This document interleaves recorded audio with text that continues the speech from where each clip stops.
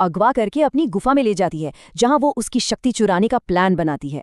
और ये घटना राजकुमारी कुमुद को एक्शन लेने पर मजबूर कर देती है। और बस यहीं से कहानी का पूरा फोकस कुमुद पर आ जाता है। अब उससे एक खतरनाक सफर पर निकलना है। और यहीं हम देखते हैं कि कैसे वो एक आम राजकुमारी से कहानी की असली हीरोइन बनती है। और फिर वो पल आता है जो सब कुछ बदल देता है। जब साधु उनसे पूछते हैं कि वो कौन सा रास्ता चुनेंगी, तो कुमुद बिना एक पल सोचे जवाब देती है, मैं दूसरा रास्ता चुनती हूँ। इस एक फैसले से वो जानबूझकर प्यार के लिए खतरे को गले लगा लेती है, जो उसकी जबरदस्त हिम्मत को दिखाता है। अब अपने रास्ते पर कुमुद को दो बहुत ही भयानक परीक्षाओं से गुजरना पड़ता है।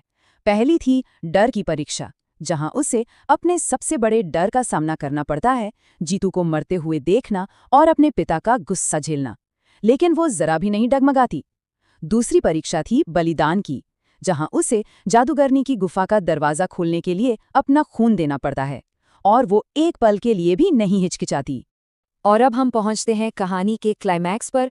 कुमुद आखिरकार अपनी सबसे बड़ी दुश्मन तृष्णा के आमने सामने है। तृष्णा जाहिर है उसका मजाक उड़ाती है। वो पूछती है, अच्छा तुमने खून बहाया, तुमने दर्द सहा, पर अब क्या दे सकती हो मुझे? उससे लगता है कि राजकुमारी अब पूरी तरह से टूट चुकी है और उसके पास देने के लिए कुछ नहीं बचा। लेकिन कुमुद का जवाब ऐसा था कि तृष्णा भी हैरान रह गई।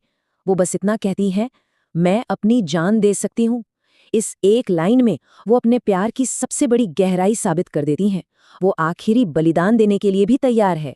और जैसे ही तृष्णा अपना आखिरी मंत्र पढ़ने लगती है ना, कुमुद झपट कर उसकी जादुई छड़ी पकड़ लेती है। उसके इस निस्वार्थ काम से जादू उल्टा पड़ जाता है और वो बुरी जादूगरनी पत्थर की बन जाती है। उसकी हार का सीधा सीधा कारण राजकुमारी की हिम्मत थी। तो जादूगरनी तो हार गई, और इसी के साथ कहानी अपने बहुत ही खूबसूरत अंजाम तक पहुंचती है। कुमुद की बहादुरी ने सिर्फ उसकी अपनी किस्मत नहीं बदली, बल्कि उसके पिता का दिल भी बदल दिया। तो सवाल ये है कि ये बदलाव आया कैसे? देखिए, पहले तो राजा बहुत गुस्से में थे। उन्होंने इस रिश्ते को नामुमकिन करार दिया। फिर साधु ने उन्हें समझाया कि उनके प्यार का इम्तिहान तो खून और बलिदान से हुआ है। लेकिन अंत में असल में तो अपनी बेटी की हिम्मत और उनके प्यार की सच्चाई देकर ही राजा का दिल पिघला और वो इस रिश्ते के लिए मान गए।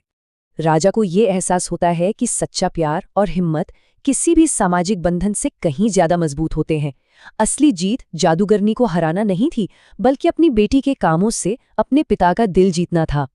और ये कहानी हमें एक आखिरी सवाल के साथ छोड़ जाती है, क्या सच्ची हिम्मत प्यार से ही पैदा होती है?